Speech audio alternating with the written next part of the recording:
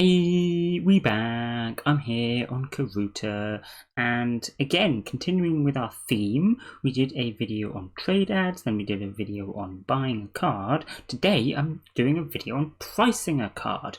There's a lot of people that always struggle with pricing a card. It's not an exact science, of course. People could pay any amount for a particular card. It all depends on how much they want the card. But there's a few things that you can use to make sure that you get the price roughly right, and I'm going to be talking about those today. So firstly, when you're looking at any card, there's mostly two things that you need to consider. Let's grab a card as an example from my collection, shall we? I don't know. Here I've got a My Sakurajima. Right. My Sakurajima, what we're going to do, we're going to take a look at how many wish lists she has got. She has got about 5,000 wish lists, right? That's the first thing that you need to take into consideration. Personally, I generally use 200 wish lists per ticket as a baseline.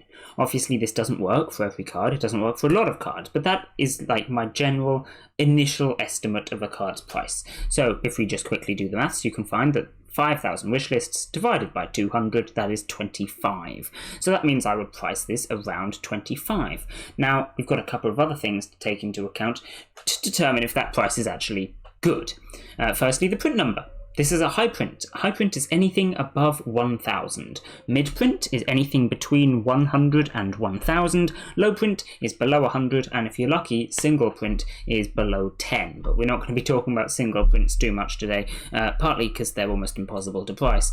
It's very subjective, and also just because, to be honest, I have not bought many of them before, so I do not feel experienced enough to talk about single prints. But anyway, you're unlikely to be dealing in single prints often, so the other three is what matters. This is a high print because it's above 1,000. That means it's worth the least. As you probably know, the prints make the card worth more when the print is lower. So low print is worth a lot more than mid print, which is worth a lot more than high print. Now, high print is what I use for my baseline. So that fits with the 200 wish lists per ticket thing. So we're all good. It can stay there.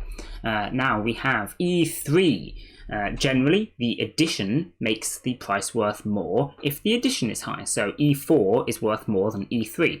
I would also say, though, there's actually not a huge amount of difference in price between E1, E2, and E3. E4 is kind of the exception at the moment because E4 is very recent, so E4 is worth more. But the difference between E3 and E1 I don't find makes a huge amount of difference. There'll be a little bit, but I generally ignore it. The fact that this is E3 means that it's probably worth a fair bit, but it's nothing particularly different. It's not E4, so we could actually reasonably stick with the 25 figure estimate. Now, if I want to check the price, what I'm going to do is I'm going to copy and paste this information. I'm going to go down to the Karuta hub and I'm going to check what other people are selling the card at. This is the most important thing. You always have to check what your estimate is. I've made my estimate. I've said this is going to be worth 25 tickets. Now let's see what other people think, because if other people are selling lower than that, then it doesn't matter what your estimate is, you're not going to sell your card, they'll buy off other people. But if other people are selling higher than that, you can push your price up a bit and still successfully sell the card. So let's have a quick scroll. This person hasn't put a price. This person's selling at 16, so that's a fair bit lower than 25. Then we've got one at 18, okay? No price on there, no price on there. Now we've got one at 35. Oh, well, that's pushing it up a bit. This 25 is seeming reasonably in between the two then, isn't it? We've got here 18 again. No price on that one. Only 11 for this one. So, you know, you can keep going and scroll as far as you like to make your estimate more accurate. It does seem that some people do sell above 25, but generally people are selling less than that. I see, as you've just noticed, a lot of, say, 16s, 18s, stuff like that. So what would I price this card at? A little bit below that. Let's say 15 tickets. If I was trying to sell this card, I'd probably put it up at 15. This guy is beating me, but that's only one as far as we've been scrolling, so I think I've got a chance. I'll put it up at 15. Maybe that's a bit optimistic, but we'll see what happens. Then if it doesn't sell after a few days or a couple of weeks maybe, then I can start moving the price down, right? But, like I said, it does depend on other things. So now we're going to get to a bit more more complicated card to price. For example, let's take this Asana. Asana, as you can see, has 2,500 wish lists, which is a fair bit lower. It's about half, in fact. So our initial estimate for Asana's price could be, say, 12 tickets. As I said, though, this one's a bit more complicated to price because this one is an E4 and it's actually reasonably close to a mid-print. So this one is going to be worth likely more than 12 tickets. It's also mint condition, which pushes the price up a little bit further. Now, it doesn't make too much difference being mint condition just because it wasn't dropped as mint condition, but at the end of the day you have to spend a fair amount of mint dust to upgrade that to mint condition, at least 5, and 5 mint dust is worth a ticket. So I normally put the price of a mint edition card up by 1. So that would make it worth 13 tickets instead of 12 tickets. I think that's pretty reasonable. You could put it up by 2 maybe. If it's dropped in a lower condition, you've spent a lot of dust to upgrade it. But on the other hand, people want ones dropped in excellent more than they want ones dropped in poor, even if they are now mint, because it affects the worker value. So I generally just go for 1. The next thing you have to consider is, of course, the E4. Now, I say mid-prints normally worth double. It's not a mid-print, but it is an E4. So those kind of balance each other out, I would say. Is it going to be worth double? Probably not, because it's not actually a mid-print. And E4 cards are not worth double. But because it's pretty close and because it's mint, we could probably almost double it. So if we take our 13 and double it, that's 26. And then we could say almost double it. I don't know, 22, maybe 23, something like that. Right? So that's going to be my rough guess for this one. Let's say 22 or 23. And then let's go into the Karuta hub. And let's, again, actually put it into the search bar. You always check, like I said. That didn't actually remove all of the last search. There you go. And now we'll see what other people are selling at. Was I correct again? Well, I say again, I wasn't really correct last time, but we'll ignore that. So what have we got? A 22. Well, that's on point with what I said. Then no value on this, there's no value on a lot of these. Oh, 16, that's a fair bit lower, although it's worth noting this was damaged condition and its print number is a lot higher than mine, so my one's worth more than that. We've got a 25 there, a 22 again. Yeah, so you can see my guess on this one was a lot more accurate. Another 22. And in fact, these print numbers are still a bit higher than mine, so if anything, mine might be worth a bit more. So if I was then putting this up for sale, I could go, okay, we'll put, say, 25, worth a little bit more than all these 22s going past. So my guess on that one was reasonably accurate. So you see, this is kind of what I would do to price a card. Hopefully that demonstrated it pretty well. Cards can, of course, become even more complicated than that, though. What if we go for low prints? Okay, low prints are even harder to price because it really depends. Let's take this Kurisu, for example. This Kurisu is a very low print, and if you take its wish lists, it is pretty high, 1,200. Now, we can do the same again. We can take our initial estimate, which is 1 ticket for 200 wish lists, and that would make 6 tickets, right?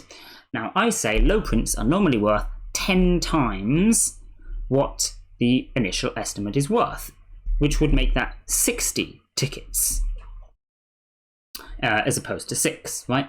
However, this is not just any old low print. This is particularly low. This is actually pretty close to single print, and it's also mint condition if you do want to care about that, although once you're pricing cards worth this much, the condition doesn't make as much difference. So this is going to be worth more than 60 just because it's such a low print. It's really hard to get something that low. If you're looking at a print number 70 or something, then it might be worth closer to 60. But there's another factor that we have to consider when pricing something like this, and that's that it's edition 2. Now, I said at the start of the video, the higher edition, the more worth a card is, and that's normally true. But there's an exception in cases like this. It's more difficult to buy. If I go onto the trade ads and I search for edition 4 Kurisus, I'm going to find some. Some of them might be low print, some of them might be mid print, because it's recent, right? But the edition 2s, they sold years ago, right? So everyone that owns one now probably has either been trying to sell them for a really high price for a long time, in which case it's a really high price, or they actually bought it themselves and they want to keep the card. So what this means is it's actually a lot harder to get your hands on, and that alone can easily double or even triple the price. So when I say that this card is worth 60 tickets, it's probably worth more like 150 tickets, just because it's actually hard to get your hands on. Next, I'm going to take a look at this Sue card. Use this as an example. This is a bit of an interesting one. If I take a look at Sue as a character, you can see she only has 44 wish lists. So if you take the default value, as always, she's worth, well, a whopping quarter of a ticket. Not a whole lot, but it is a low print, once again, print number 61, and it's in mint condition as well, so we could maybe up it by a ticket. Times that by 10, you've got 12 tickets. Maybe 13 tickets if you want to round up for absolutely no reason, but we'll call it 12 tickets that this suit should be worth. It's mint condition, it's a low print, sure. However, this is a card that's very difficult to get your hands on. Let me demonstrate using A-Trace here. We talked about A-Trace in the last video. I'm going to put the series in here as well, in case there's more than one suit. And I will tell you that there are not a whole lot of these, because this suit is an edition 1. You can scroll through, see how many low prints there are. 20? Is there a 21st? There is not. So there is exactly 20 low prints that are known about this card. And that includes all editions, because the suit only has one edition. We can check that here. There you go. Edition 1 of 1. So there are only 20 known low prints. For me, anyway. There used to be actually less of these. There used to be 12. I personally went to find a bunch more because I was looking to buy this card, which of course eventually I managed.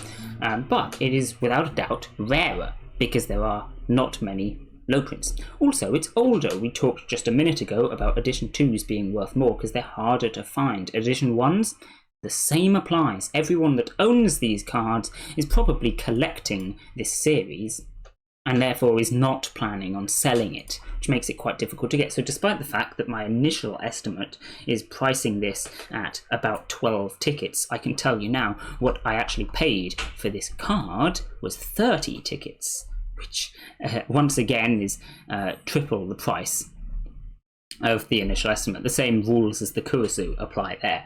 It's just triple the price because it's really hard to find.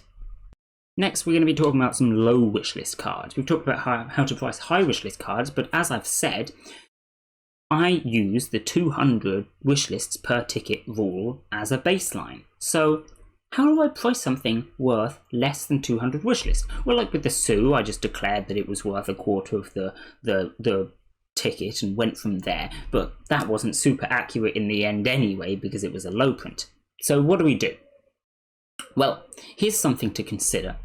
When you put up a card on the Karuta Hub, or anywhere for that matter, in a trade channel, you have to compare to how many other people are selling that card. For example, the Asuna from Sword Art Online that we've still got in the search bar here, there are 2,000 people that have sold that in the past. Whereas if I search for the Sue, there's only 83. Only 83 ever. Right? And that Asuna, that was only edition 4. Whereas this is all editions, which to be fair is only edition 1, but shush. Only 83 people have ever sold a Sue, and that's because it's got such low wish lists. Most people don't think it's worth selling. That means if you decide to sell it, as we've discussed in the last videos, your result is going to be right at the top of the list, even if it was posted, well, in this case, 8 months ago. No one's been selling Sues for a long time, it appears. So, does that make them worth more? Well, yes, it does. It means you can push the price up. When someone wants to buy it, they have to come to you. And this is why I have my trade ads, which just list loads of low wish list cards for 1 ticket each. And even if it's only got, 40 wish lists like Sue, you can probably easily sell it for a ticket rather than a quarter of a ticket, just because no one else is selling it. Something to be wary of, though. some people are going to complain that you're selling really low wishlist cards for a ticket. And despite the fact that I do sell most of the low wishlist cards that I sell for a ticket, I periodically get someone come along and say, look, it's only got 40 wishlists, it's not worth a ticket, would you accept something else? And I normally accept that, because it's only fair, really, to accept something like that. If it's only got 40 wish lists, it's not worth a ticket. And if someone comes to you and says, hey, look, I'll pay, say, 500 gold, you should probably accept the 500 gold, because the chances that someone else comes along is pretty low. So those low wishlist cards are kind of a bit finicky. Like I say, I always try to sell them for a ticket, but at the end of the day, if someone offers something else that you think is worth having, then just go for it.